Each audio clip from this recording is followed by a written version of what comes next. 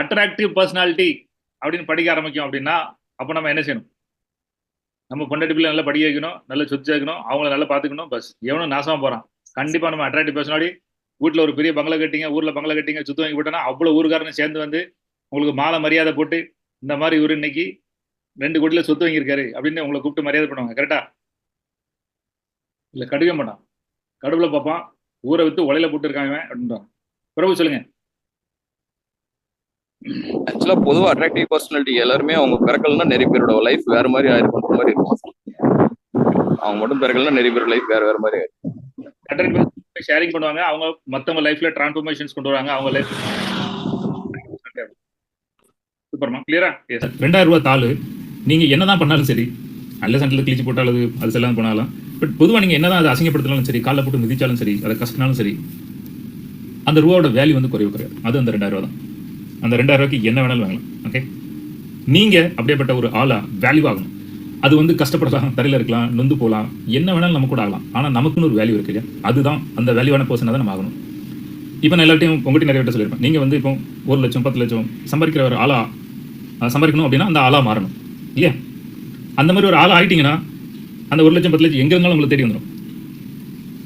அப்படி ஒரு ஆளா இல்லை, ஆனால் உங்களுக்கு பணம் வந்துச்சுன்னா காணாம போயிடும், அல்லது உங்களை தீய விஷயங்கள்லாம் வந்து மாறி அது ஒரு நல்ல வாழ்க்கை அமையாது. அதனால தான் அந்த அந்த வேல்யூக்குள்ள ஆளாக நம்ம மாறணும். அப்போ தன்னால் அந்த வேல்யூ வந்து நமக்கு வந்துடும். இது பல பேரெல்லாம் நிறைய நேரம் கண்டுபிடிக்க முடியாமல் இருக்கலாம். ஆனால் ஒரு நாள் அந்த வைரம், அந்த தங்கம் அது கண்டுபிடிக்கப்படும். அப்போ அது ஜலிக்கும். அந்த அந்த வைரம் வந்து எப்போவுமே அந்த வேல்யூ குறைய போகிறது கிடையாது இல்லையா? அந்த மாதிரி தான் நீங்கள் ஒரு வைரமாக முதல்ல ஆகணும். தன்னால் அதுக்குள்ள வேல்யூ பவர் எல்லாம் அதுக்கப்புறம் வரும். ஸோ அந்த வைரம் வந்து அது மண்ணில் கிடக்கும்போது இந்த வேல்யூ கிடையாது இல்லையா? கோல் 3000 கிலோமீட்டர்ஸ் அடியில் இருந்து அந்த ப்ரெஷர் அதெல்லாம் வெந்து அந்த மாதிரி அந்த கூல் வந்து டைமண்டாக மாறும். அப்போ அதுக்கு எந்த வேலையுமே கிடையாது. எப்போ அந்த மக்கள் கண்டுடுக்காங்களோ அது வைரம்னு தெரியுதோ அதோட வேல்யூ பல மடங்காயிரும். அதை எல்லாரும் அவ்வளோ பூஜை பண்ணி அவ்வளோ பத்திரமா வச்சு அதை பாதுகாப்பாக அவ்வளோ மதிப்பு மரியாதை கொடுப்பாங்க.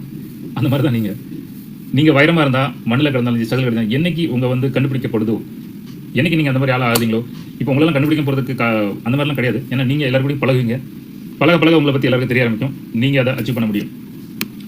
நிறைய தடவை நம்ம வாழ்க்கையில் நிறைய சுச்சுவேஷன்ஸ் நடக்கும் இல்லையா? சோகம், துக்கம், நம்மளோட சரௌண்டிங்ஸு, நம்ம அம்மா அப்பா, நம்ம தம்பி தங்கச்சிங்க, அக்கா அண்ணன், சொந்தக்காரங்க, கூட படிக்கிறவங்க எல்லாம் எக்காலமாக கேலி கிண்டல் பண்ணி நம்மளை ஒரு பெரிய சுச்சுவேஷன்ஸில் நம்ம ஆக்கி வச்சிருப்பாங்க. இந்த மாதிரி ஒரு சுச்சுவேஷனை பார்த்து நம்ம நினைச்சிடும் நம்மளே அப்படியேப்பட்ட ஆள் தான் போல அப்படின்னு நம்மளே அந்த சகதி கூட சேர்ந்துரும். நம்மளும் 2 விஷயம் அதுல.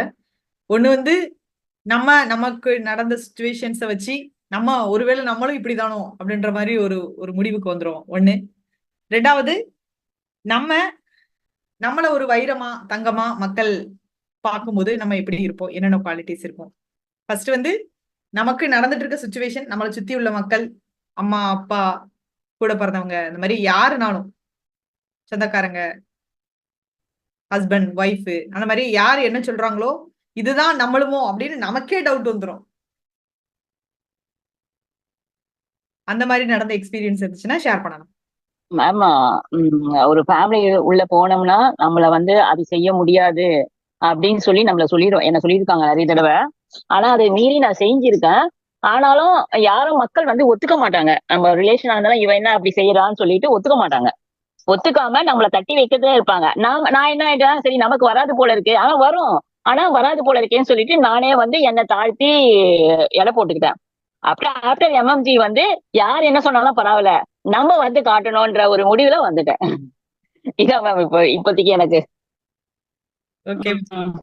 எனக்கு பர்சனலா இருக்க எக்ஸ்பீரியன்ஸ் என்ன அப்படின்னா, உனக்கு எதுக்குப்பா இந்த தேவையில்லாத வேலைலா, நீ எதுக்கு உலகமே ஒரு பாதையில போனா நீ ஏன் ஒரு பாதையில போற அப்படிங்கிற மாதிரி ஒரு கன்ஃபியூஷன்லயே என்ன கொண்டு போயிட்டு இருந்தாங்க.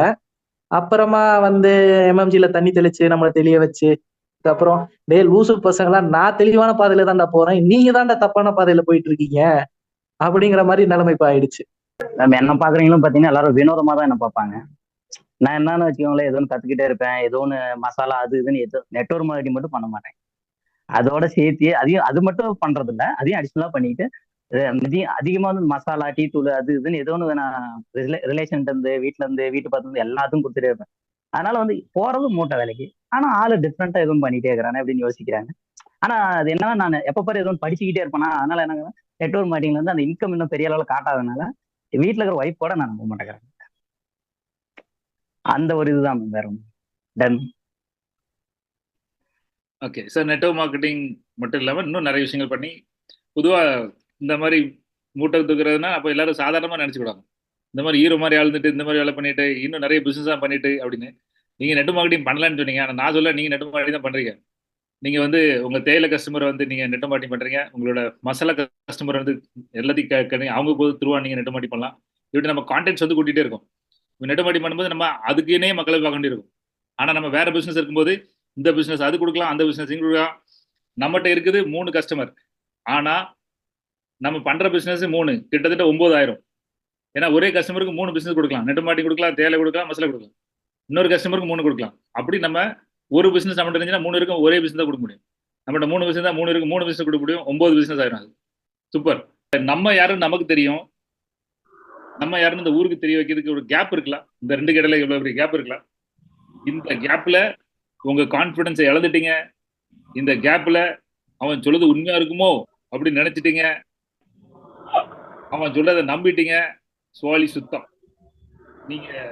நீங்களே நினைச்சிட்டு இருக்க வேண்டியதான். அவன் சொன்னதை நம்பிட்டீங்க. அதுக்கப்புறம் அந்த இடத்துக்கு போகவே முடியாது, பண்ண வைக்கவே முடியாது. அதுக்கு நாள் எடுக்கும், காலங்கள் எடுக்கும், நம்ம ஆக்ஷன் எடுக்கும், ரிசல்ட்ஸ் வர்றதுக்கு நாளாகும். என்னைக்கு அதெல்லாம் வருதோ அன்னைக்கு தான் நம்ம யாரும் தெரிய வரும். அதுக்கு முன்னாடி தெரியாது. நம்ம யாரும் நமக்கு தெரியணும். என்னத்தையும் ஓடிட்டு இருக்கான். 30 வருஷம் என்னமோ ஓடுவான், என்னமோ தேடுவான், என்னமோ செஞ்சுட்டு இருக்கான். என்ன தேடுதான்னு தெரியல அப்படின்னு. அது தெரியறதுக்கே 30 வருஷம் ஆகிப்போச்சு.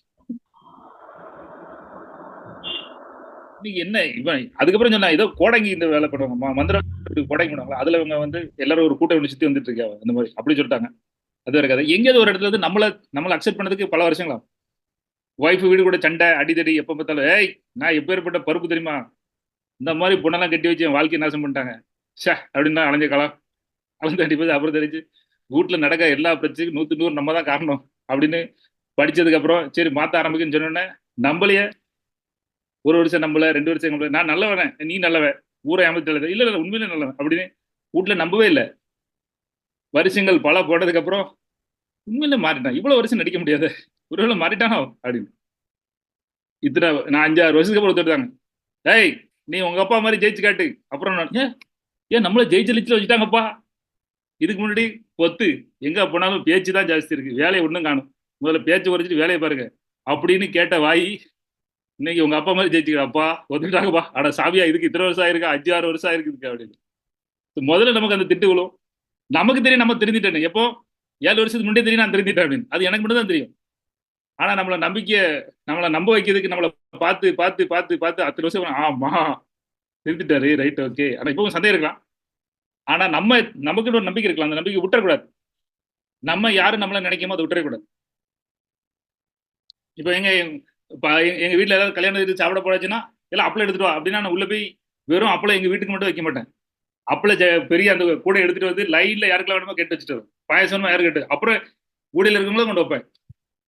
அது அப்படியே பழகிடுச்சு. நம்ம குடும்பத்துக்கு மட்டும் பார்க்கணும். இவனுக்கு நான் வீட்டுக்கு பத்தினா ஊருக்கு பத்தினான்னு தெரியல. எங்க அப்பா திட்டிட்டு போவாங்க, எங்க அம்மா தான் திட்டு. அது அன்னைக்கு திட்டு வாங்கினது எனக்கு இன்னைக்கு தெரியுது. இவனை வீட்டுக்கு பக்கத்துல ஊருக்கு பத்திரிக்காக நம்மளோட அது அன்னைக்கு திட்டு வாங்கின இன்னைக்கு வேற மாதிரி நடக்கும். நீங்க உங்களை என்னதான் நினைச்சிட்டு இருக்கீங்களோ விட்டுறாதீங்க. அதை பிடிச்சிக்காங்க. ஒரு நாள் இந்த உலகம் ஒத்துக்கிடும். 2வது ஒத்துக்கிட்டாலும் பரவாயில்ல, நீங்க உங்களை ஒத்துக்கிட்டீங்கன்னா போதும். இவன் என்னைக்கு ஒத்துக்கிட மாட்டான் நமக்கு தெரியாது. அவன் நமக்கு 2 நிமிஷத்துல இவன் சும்மா ஏமாத்தால பண்ணிட்டு போய் போயிடுவான். நீங்க எவ்வளவு கஷ்டப்பட்டு சம்பாரிச்சு கார் வாங்குவான், இவன் ஊரை ஏமாத்தி ஏதோ ஆள் பிடிக்கிற வேலையில சம்பாதிச்சுட்டு போயிட்டான். ஆனா பரதேசி டேய் நான் எவ்வளவு சம்பாரிச்சு எவ்வளவு டீம் கிரியேட் பண்ணி எவ்வளவு பிரசன்டேஷன் கொடுத்து என் டீம் எந்த உலகத்துல இருக்கு ஒரே வார்த்தையில அது ஆள் பிடிக்கிற வேலை ஏதோ பண்ணிட்டு இருக்காங்க அப்படின்னு போயிடும். அதனால அவன்கிட்ட இருந்து அக்னாலஜ்மெண்ட் வாங்காதீங்க. அவன் நம்பளாலும் சரி நம்மளாலும் சரி நம்ம கதையை நம்பிட்டு பிடிச்சிட்டு போயிட்டு இருக்கலாமா. அடுத்தவங்க என்ன சொல்ல நம்ம உள்ள போகவே கூடாது. Attractive personality